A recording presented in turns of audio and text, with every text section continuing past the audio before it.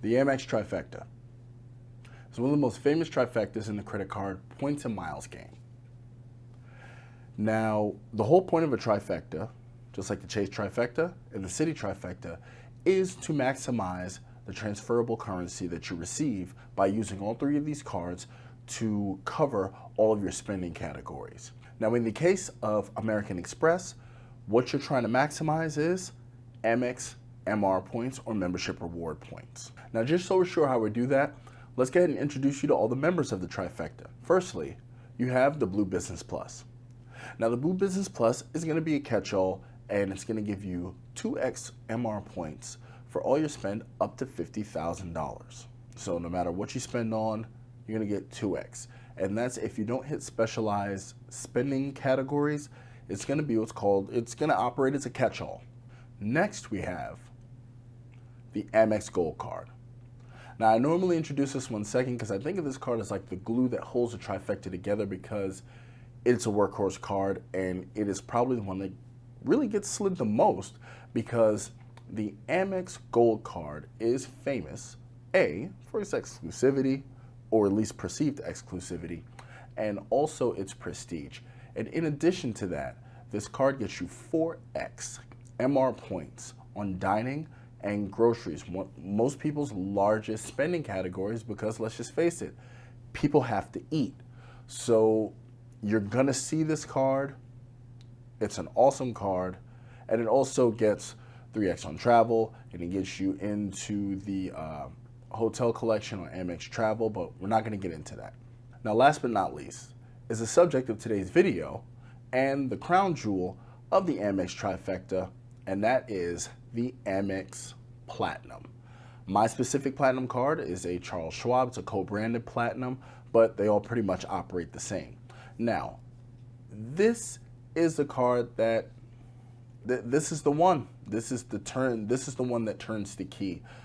Because even though all of these cards share access to travel partners, this is the one that everyone hears about the most, the metal coupon book.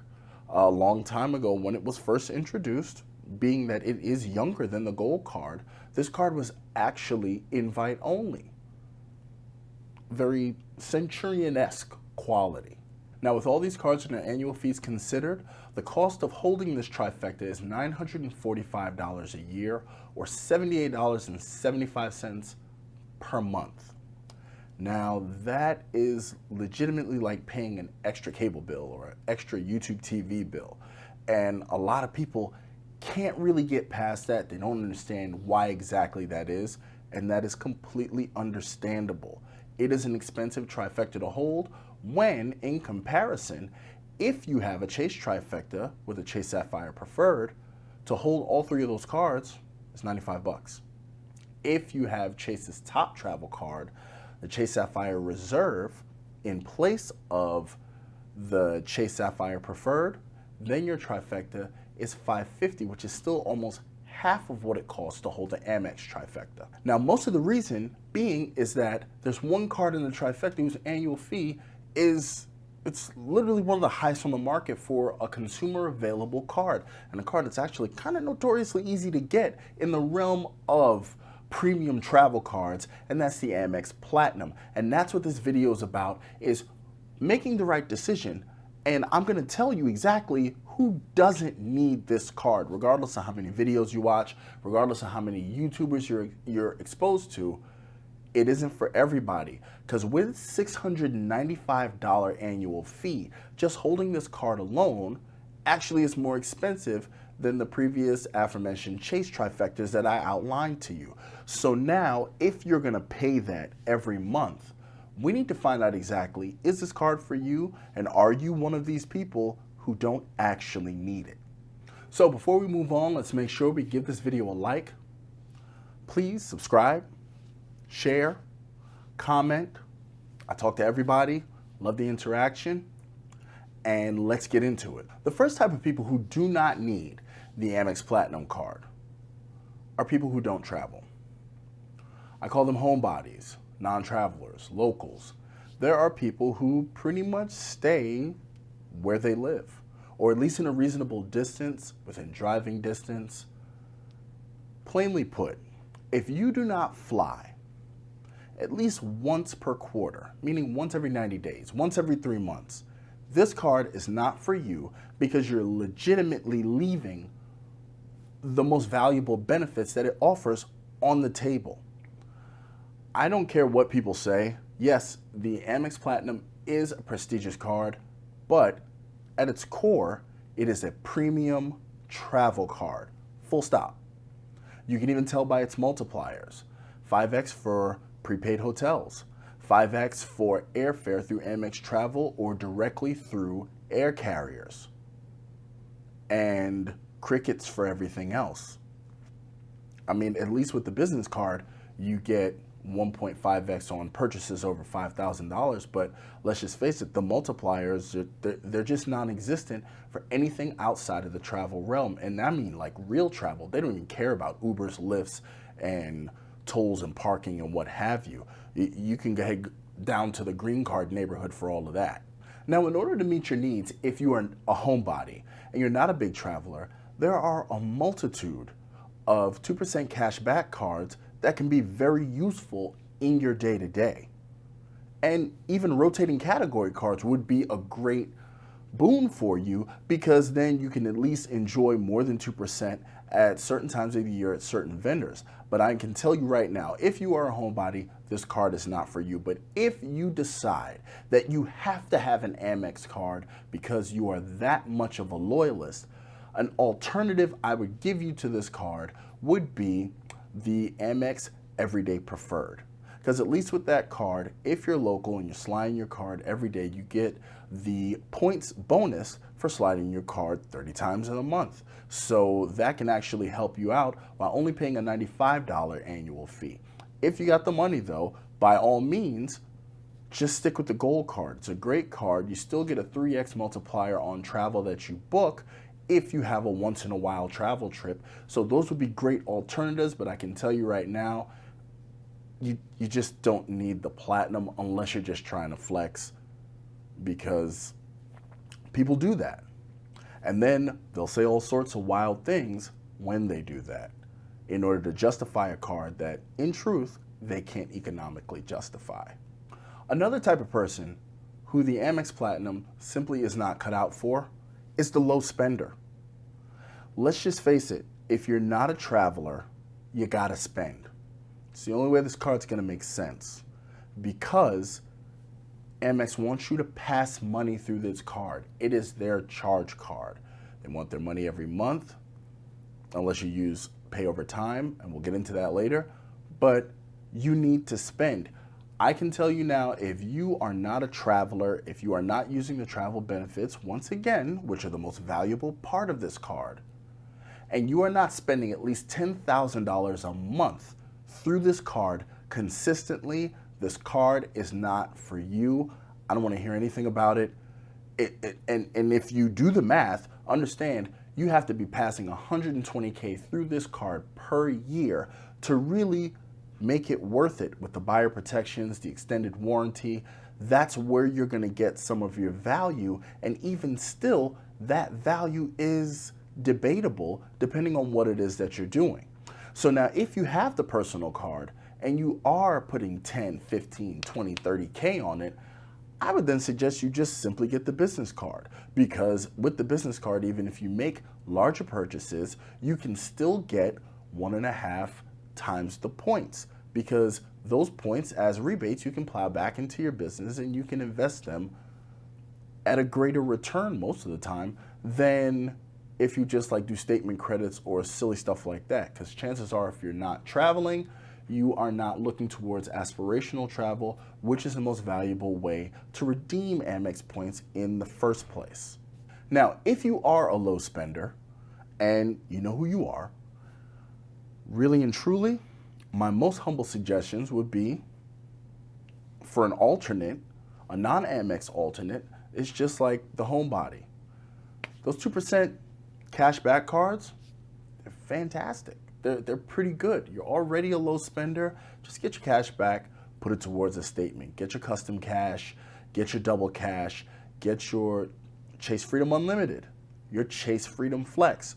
Those cards are great. They have no annual fee, and you can realize a real return very quickly. But if you have to have an Amex card, what I would suggest to you is the regular Amex Everyday, or one of Amex's most fantastic no annual fee cards is the new revamped Blue Cash Everyday. Now, the third type of person who absolutely does not need an Amex card is someone with the express intention on using the pay over time feature. This is a charge card. The essence of a charge card is that what you charge, you pay for at the end of the month. If you are coming into the Platinum realm with the idea to use this as a credit card, just stop. You can thumbs down the video.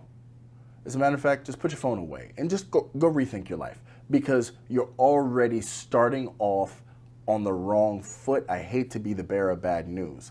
I'm not giving you any alternates, because chances are if you're approaching this card as a credit card, you probably shouldn't be handling credit cards until you get your mindset changed. No offense, I'm just here to deliver the truth. Now, the fourth type of people who probably ought not to venture into Platinum territory are those with little or no credit history. Now, like I said before, the Platinum card, you can get it as an 18-year-old qualified, adult U.S. citizen. I mean, it's in Amex's rules when you see it, when you make the application.